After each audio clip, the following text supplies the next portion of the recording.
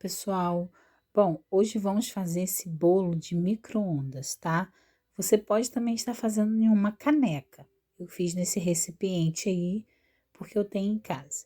Então, eu coloquei um ovo, uma colher de óleo, 2 colheres de leite em pó, 3 colheres de trigo, 2 colheres de chocolate em pó ou achocolatado, 2 colheres de açúcar, uma colherzinha de fermento e um pouquinho de água, tá bom? Depois eu vou deixar todas as medidas na descrição do vídeo, tá bom? Vamos misturar e vamos levar por 2 minutinhos no micro-ondas.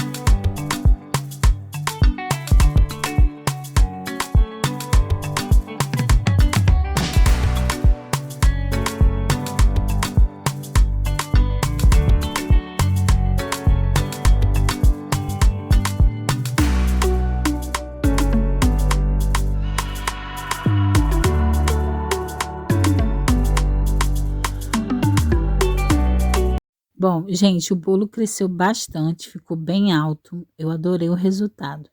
Eu coloquei um pouquinho só de Nutella por cima, mas você pode colocar a cobertura que você quiser, ou também comer sem cobertura, com um cafezinho. Ele ficou super macio, ficou maravilhoso. E a decoração, como eu sempre digo, é a critério de vocês, tá bom? Então, gente, eu já quero agradecer a você por estar aqui, por ver esse vídeo. Se você gostou, você se inscreva no canal, você dê o seu like, ative o sininho para você receber todos os vídeos, tá bom? E muito obrigada e fiquem com Deus e até o próximo vídeo.